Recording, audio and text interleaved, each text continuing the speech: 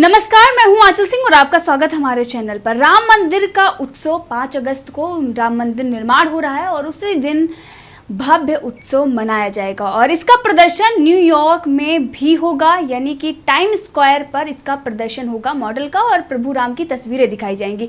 देश में बैठे लोग हैं जो दूरदर्शन में इसका प्रसारण हो रहा है उसका विरोध कर रहे हैं। कुछ ऐसे लोग हैं बोल रहे हैं आखिर 5 अगस्त को ऐतिहासिक क्यों बनाया जा रहा है, जबकि 500 साल बाद ये समय आया है जब राम मंदिर का मामला खत्म होकर और राम मंदिर निर्माण हो रहा है। और इसी विषय पर चर्चा के लिए हमारे साथ हैं संघ विचारक पवन त्यागी। सर, आपका बहुत बहुत स्वागत हमारे चैनल पर। सर, जिसका हमें 500 सालों से इंतजार था वो घड़ी आ गई है, लेकिन कुछ लोग ऐसे हैं जो इसका विरोध कर रहे हैं।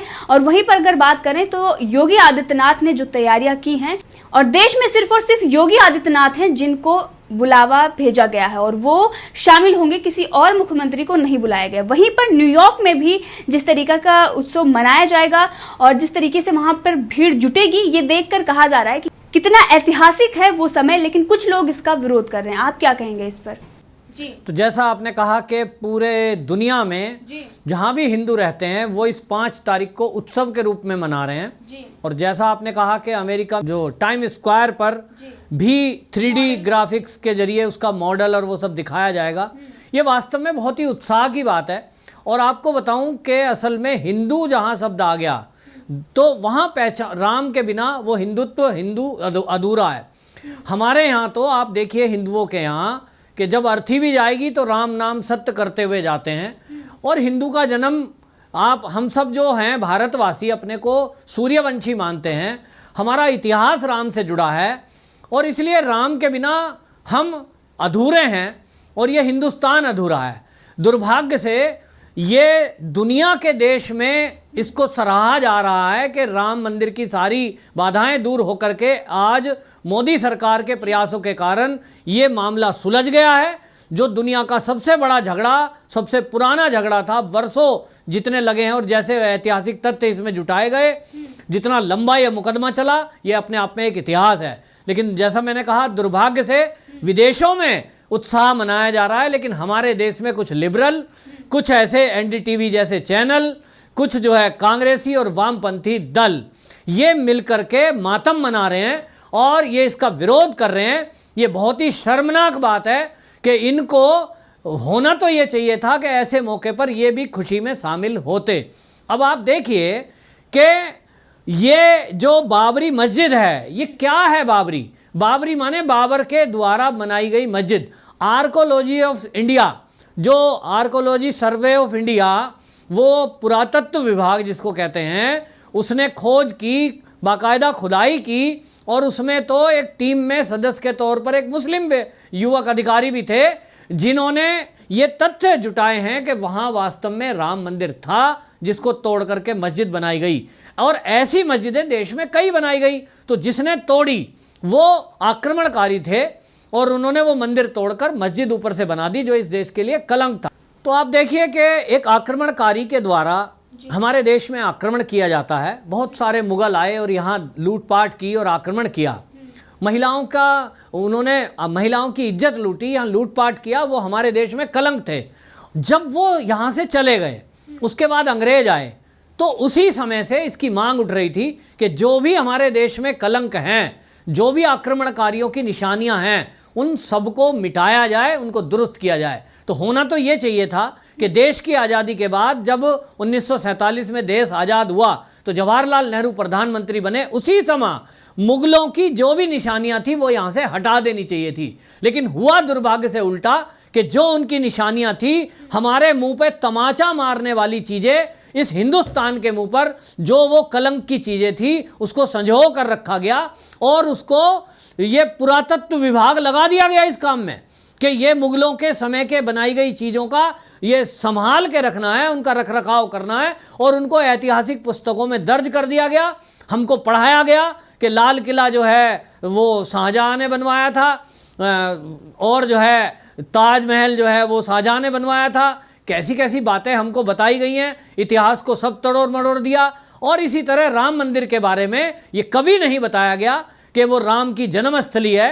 हम पढ़ते जरूर थे रामायण में कि अयोध्या में राम जन्मे, लेकिन कहाँ जन्मे, तो वहां तोड़ करके मस्जिद बनी हुई है। तो ये कार सेवकों ने जब ये ढांचा जो था बाबरी, इसको गिराया, उस दिन उत्साह का माहौल था।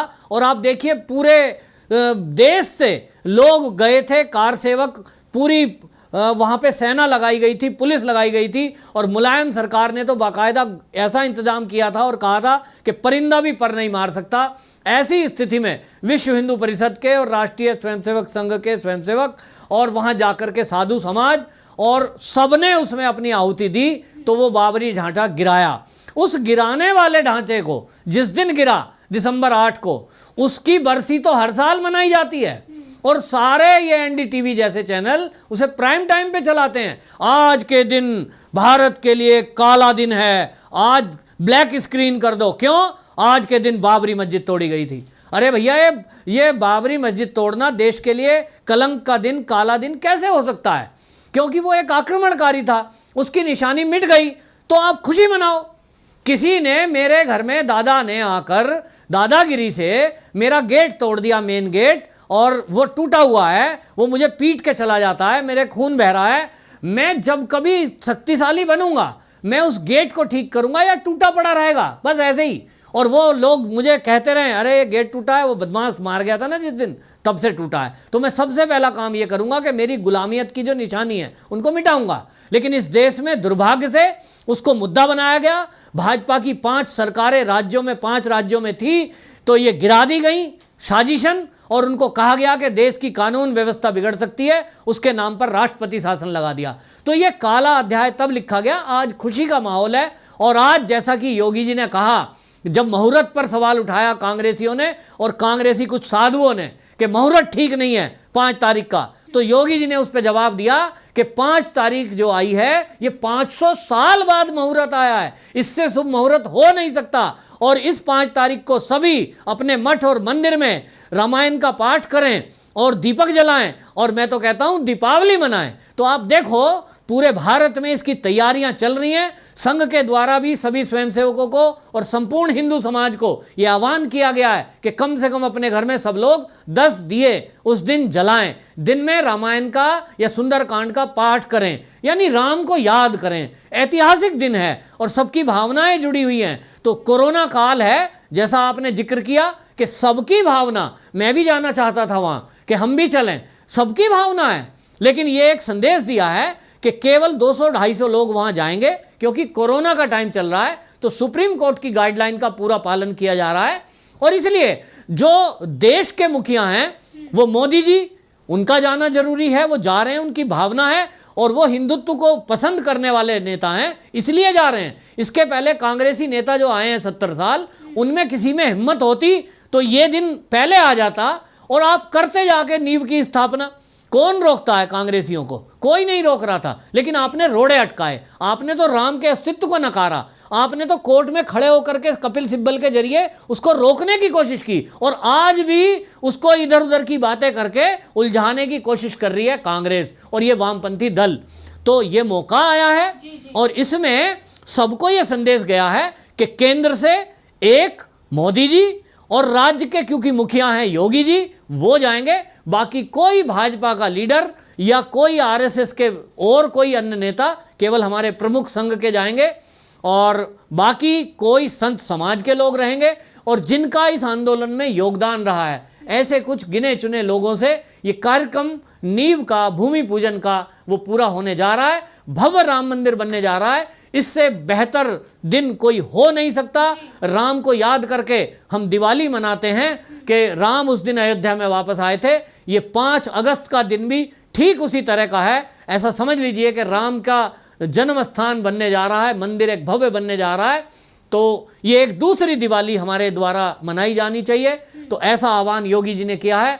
इस पर किसी को आपत्ति नहीं होनी चाहिए। ये जो विरोध इसका कर रहे हैं, अनावश्यक रूप से कर रहे हैं। और अब जैसा आपने अमेरिका की खबर दी कि टाइम स्क्वायर पर भी पब्लिक इसको देखेगी, ये बताता है कि किस तरह से जहां जहां भी देश में हिंदू रहते हैं वो किस तरह से उत्साह में हैं। तो ओछी राजनीति और बेकार की राजनीति, किसी धर्म को नीचा दिखाने के लिए कोई भी वामपंथी या कांग्रेस ना करे। जी बिल्कुल, ये भारत के लिए बहुत गर्व की बात है। और जो इस पर सवाल उठा रहे थे कि ऐतिहासिक बनाया जाएगा, बिल्कुल ये ऐतिहासिक क्षण होगा। और अमेरिका भारत सार्वजनिक मामलों की समिति के अध्यक्ष जगदीश सेवानी हैं, उन्होंने भी बताया कि किस तरीके से न्यूयॉर्क में 5 अगस्त को ऐतिहासिक बनाने के लिए अभी से तैयारियां चल रही हैं। तो साथ में उन्होंने ये बताया, जो लोग सवाल उठा रहे हैं कि इतना ऐतिहासिक क्यों बताया जा रहा है, जो तमाम चीजें हो रही हैं सबको ऐतिहासिक बताने की क्या जरूरत है, राफाल आ रहा है तो आप ऐतिहासिक बता रहे हैं, 5 को जब भूमि पूजन होगा उसको भी ऐतिहासिक बता रहे हैं। उन्होंने भी इस पर बताया, उन्होंने कहा कि भारतीय समुदाय के लोग भी 5 अगस्त को टाइम स्क्वायर पर एकत्र होकर उत्सव मनाएंगे और मिठाइयां बांटेंगे। एक जीवन काल या एक शताब्दी में एक बार होने वाली ये घटना नहीं है, ये मानव जाति के जीवन काल में एक बार होने वाली घटना है, यानी कि पूरे मानव काल में ये पहली बार ऐसा हो रहा है और इसीलिए ये ऐतिहासिक है ही। हम इसे उत्सव के रूप में मनाना चाहते हैं और राम जन्मभूमि शिलान्यास का उत्सव मनाने के लिए टाइम स्क्वायर से बेहतर स्थान नहीं हो सकता। तो जिस तरीके से वहां पर भारतीय रह रहे हैं, इतना बड़ा उत्सव मनाया जा रहा है, लेकिन उसके बावजूद भी कुछ ऐसे छोटी मानसिकता के लोग हैं जो इस पर सवाल उठा रहे हैं। और 500, जैसा कि योगी आदित्यनाथ ने कहा कि ये 500 साल बाद ये मुहूर्त आया है और इससे अच्छा मुहूर्त कोई और हो ही नहीं सकता। सर, आपका बहुत बहुत धन्यवाद इतनी तमाम जानकारियों के लिए।